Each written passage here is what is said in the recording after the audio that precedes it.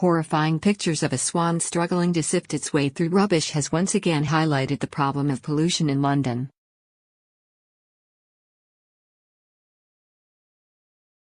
The swan was photographed making its way through the River Thames in Limehouse, East London, struggling to find food to eat.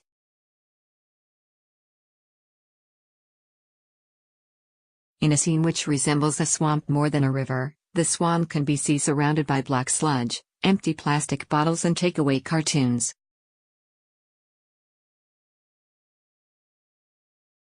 A football, loose styrofoam and pieces of wood are also seen floating on the water, which is so densely polluted the surface looks almost solid.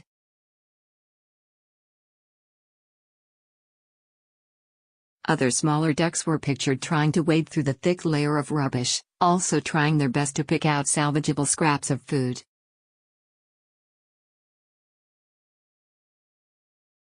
Last year, Thames Water was fined £20.3 million, the largest penalty handed down to a water utility for an environmental disaster, for polluting the River Thames with 1.4 billion litres of raw sewage.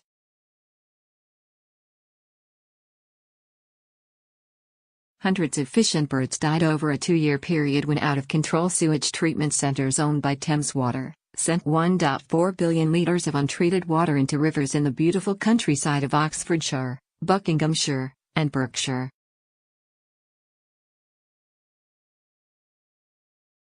The fine was delivered after tampons, condoms and sanitary towels were left floating between the banks of one of the world's most famous rivers and forced a crayfish fisherman to lay off his staff for 3 years.